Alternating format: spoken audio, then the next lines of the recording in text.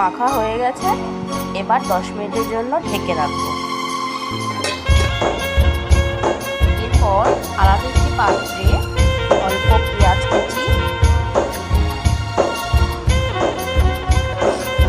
অল্প টমেটো কুচি,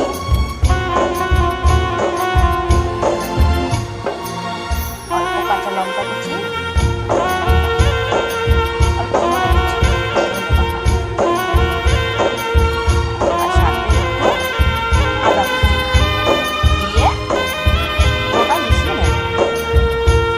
এবারে এই মিশ্রণটা সুজির উপর দিয়ে দেব।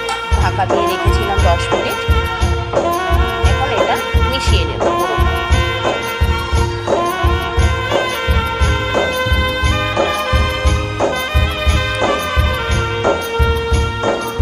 মিশিয়ে নিলাম। এবার বেকিং সোডা আর টক দই মেশানোর পর এমনিতে এটা ফুলে যায়।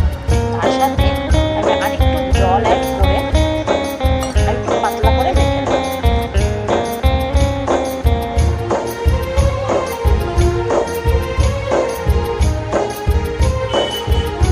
জিনিসটা নরম হবে।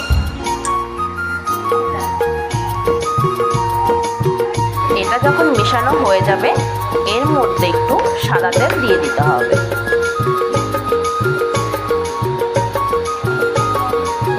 এবার এরকম একটি প্যানে ব্রেকফাস্টটা বানিয়ে নিতে হবে।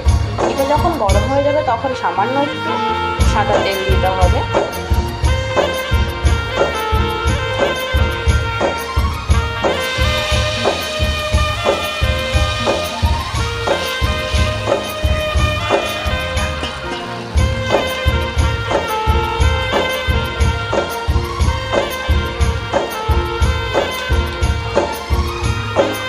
বেটারটা দেওয়ার পর এখানে এবার এর উপর একটু চিলি ফ্লেক্স দিলে জিনিসটা দেখতেও যেমন সুন্দর, ঠিক তেমনই খেতেও অনেক টেস্টি হয়।